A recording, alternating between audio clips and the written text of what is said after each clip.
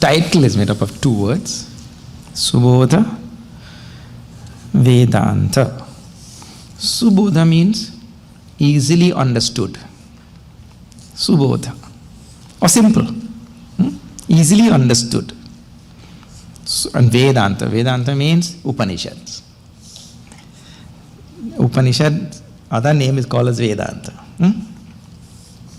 And what exactly is the core principle of Vedanta? What exactly is the main teaching of the Upanishads? See, Upanishad may have this thing, that thing, so many things, right?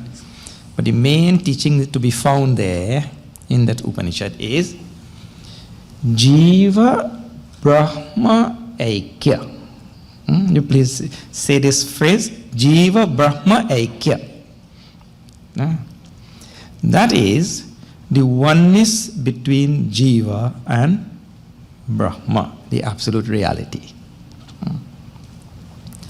Now, if you just analyze that statement a little bit, you will realize that if there is a oneness between Jiva and Brahma, the absolute reality, oneness means both are one and same.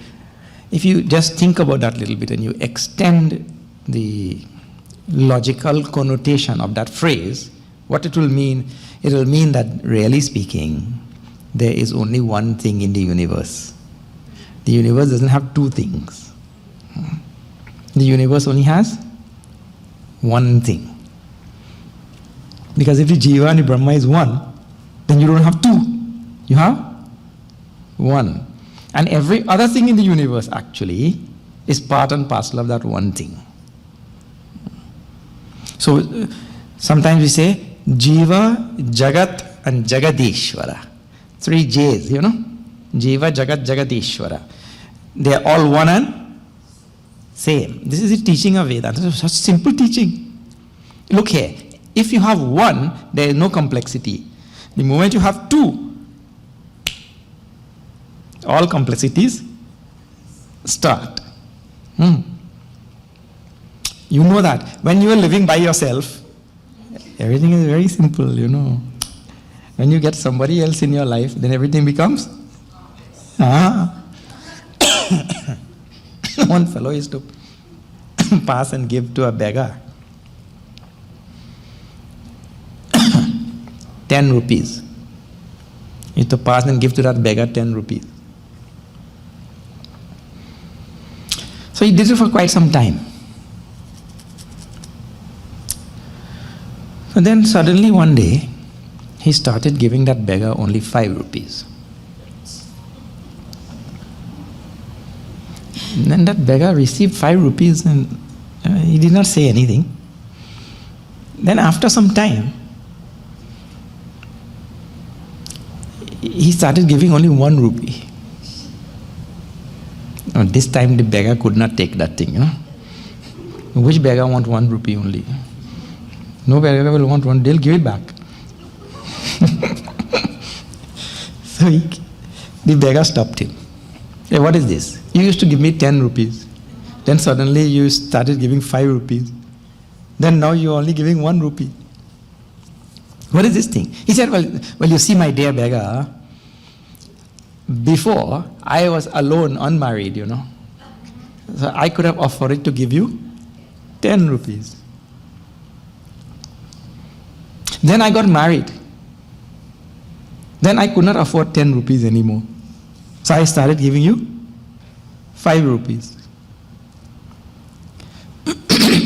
Then after some time, one little munna came.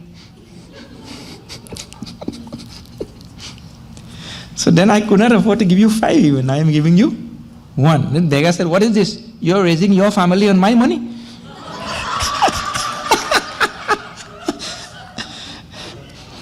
Now see, when he was alone, that living was very simple, isn't it? Alone, everything is very simple. You introduce one that becomes more complex now. That beggar also is wondering what is going on. Another one comes, then more complexity. You see?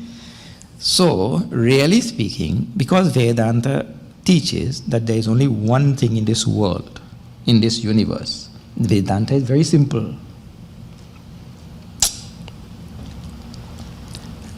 Actually, because we refuse to see the one thing, our life remains complex. But the one who is able to see that one thing, his life will become very, very simple, I tell you. Come to recognize and appreciate the one thing which is there in the universe. The one who can do that, his life will become totally simple. But human beings don't like one thing. If you go to the shoe store and only one type of shoe is there, you say, what type of shoe store is this, You want to have a variety that must be there. And we make statements also, variety is the spice of life. So you want your life to be spicy. So you have to have variety. But really, one who can see beyond the diversity, beyond the variety, beyond the multiplicity, who can see beyond that and see the one thing. Avibhaktam vibhakteshu vibhaktam ivacha sthitam, Bhagavan says in 13th chapter. That's the one thing which is there, pervading the whole universe and undivided, but appears divided. The Lord appears to be divided, but I'll show you, if you just do a little bit of thinking, you will see not divided. Look here. This thing exists or not? It exists. I exist. You exist. The space between us exists. Well, there is existence in every single thing. In other words, existence is not broken up. Where the existence of microphone stops, the existence of space starts. And where the existence of space stops, you start. And then there's existence everywhere in the whole. Even on a vacuum, the vacuum exists or not? The vacuum exists, isn't it? There's existence of a vacuum. So there is only pure existence in Sanskrit. That existence is called as Sat. So this is Vedanta. There's only one existence. Just like, you go to a potter's shop where they make clay objects, He takes that one clay and he makes a dog. He takes the same clay and makes a cow, same clay and makes an elephant, and he makes a pot and a plate and a cup and a spoon. And so everything is made from clay. In other words, clay lends itself to taking on any nama rupa, isn't it? The clay can lend itself to that.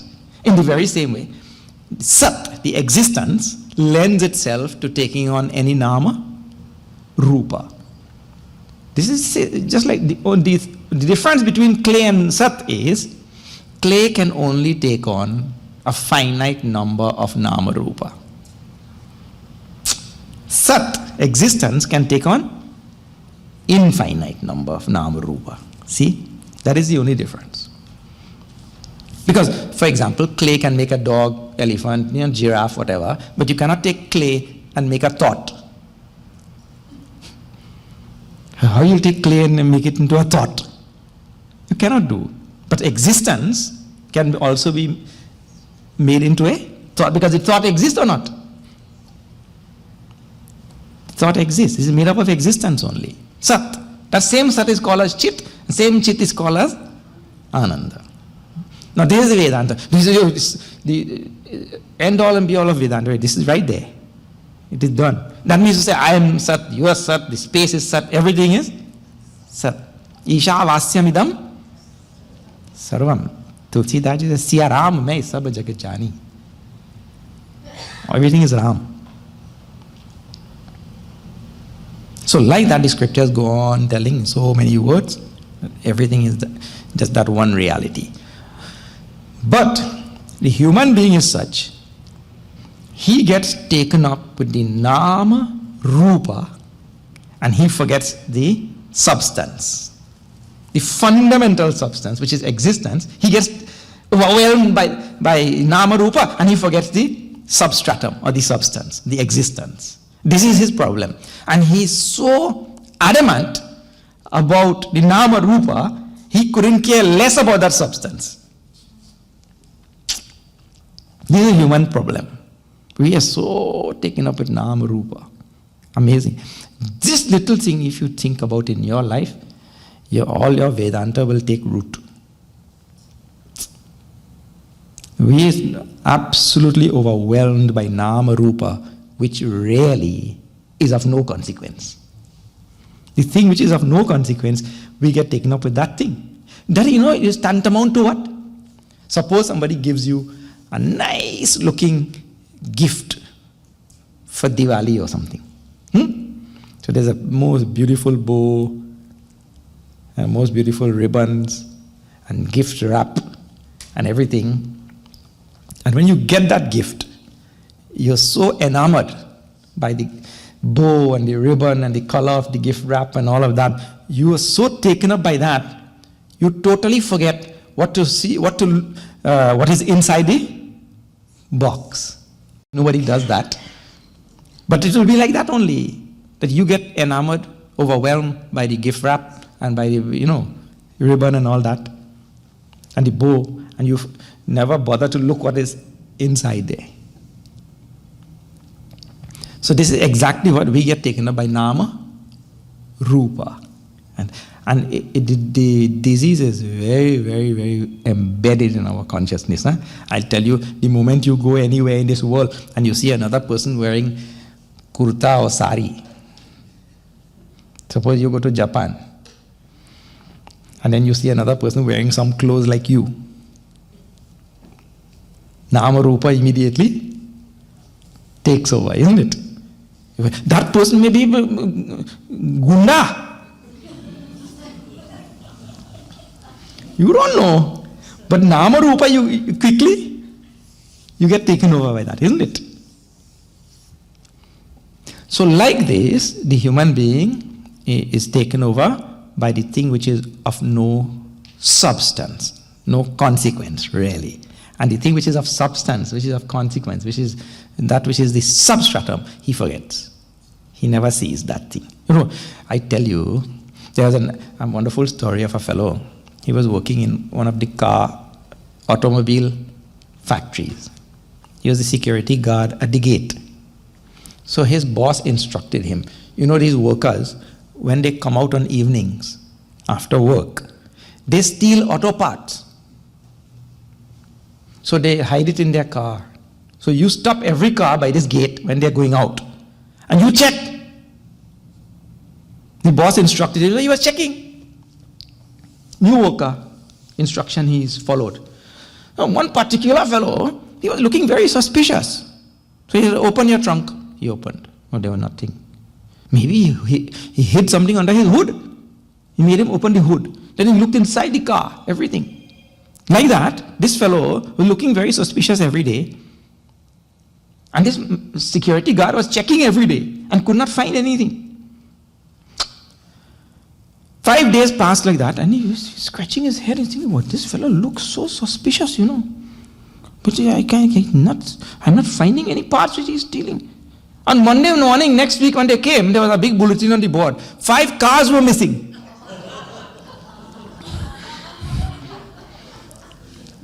He is stealing a car every day. So the most obvious thing he misses. The security guard misses the most obvious thing. Nama Rupa could have no existence without the substratum. But we get taken up by the Nama Rupa and not the substratum. See that thing? The most obvious thing, we miss that thing. See here. This thing is Nama Rupa, right? In Nama is stone, rock, Nama. Rupa, oval shape, let us say, right? Then, beneath that, there is some hard mineral, right? So now, Rupa and Nama and mineral, 3 things. Rupa, oval shape, and this one is more oval. oval shape, rupa, nama, stone, and then there's mineral. From three things, I am only going to remove one, mineral. So I take one molecule of mineral and I keep it there. Then I remove all the molecules of mineral from here.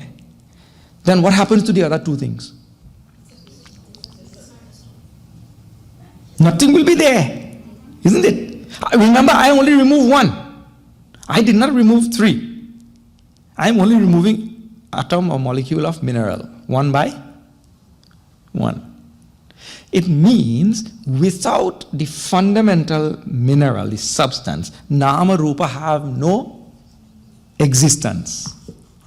Actually speaking, we say Nama Rupa is really unreal in Vedanta. It is just an appearance. It's an Abhasa Rupa.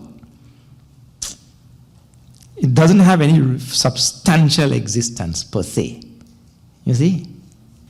The real existence is Sat. But the human being has this weakness where he gets overwhelmed by the Nama Rupa and forgets the. Therefore, when Bhagavan teaches to Arjuna at the end of Gita, he asks, now, did you learn what I taught? Arjuna said, Prabhu, Smritir Labdha means I now remember what exactly I am all about. This is our problem. We just forgotten ourselves. We have forgotten the existence. And we are taken up with the Nama Rupa of. It's just a matter of remembering. You can't get, You can't get yourself. We cannot get ourselves. I am what I am. We can only remember actually. We just forgot. One fellow went to a doctor. Doctor, I have a big problem. What is your problem? I forget everything.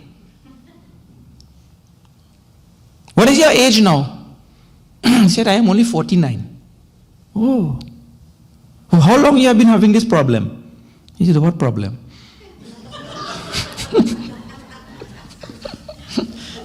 That also forgot to. So, the human being is in this state. He has just forgotten himself. That is all. All this Vedanta and all this, whatever we study, it is just to remember our own self. You can't get yourself, you cannot reach yourself, you cannot be yourself. Please see, how you will get yourself. That means to say like yourself is there in San Francisco and you will go get it. You can't get yourself, you cannot be yourself because you already are yourself. No, only I can remember. See, I may forget myself and I'm thinking I'm something else. It's just a mistake. So I am that pure existence. And I just have to remember that. But all our sadhana and all is for that only. Now, when this thing is presented, one thing about our Hinduism, we have volumes and volumes of literature. Our Sanatana Dharma, we say, why you must only have one text? We have so many texts you cannot finish in 10 lifetimes even. Why you must only have one form of God? Everything is so vast in this. We have so many forms of God and all that. So that has, like everything in the universe, there will be plus point and there will be minus point. You see, this is a good book weight, paper weight. But if it falls on your toe, so it has plus points and positive and negative, everything like that. So we have a vast amount of scriptures, shastras and this and that. And that is to show that the reality can be seen from so many angles. That is plus point. You can see from that. But then it becomes so much, it becomes overbearing. Overwhelming, isn't it? And people get confused and this Shastra is saying this is saying that one is saying that one. So to see the oneness in all the Shastras, that also is a big task. You see? So Guruji now in this text, yeah, he has tried to make all of this Vedanta very, very simple for us to understand. So now we will also try to keep it simple as we go along. And remember, it is all to remember what we are. You study, but the one goal only is there. One and simple goal. And you see, you don't get anything. You cannot get. You don't gain. Praptasya prapti it is called. It is the gaining of what is already gained. So don't expect that, I will get something. Otherwise, human beings, they are what? Goal-oriented. The Vedanta class is going, let us go there. You tell somebody. Then he asks, what I'll get? First he wants to know what he'll get. So if he doesn't know anything about Vedanta, tell him he'll get prasad.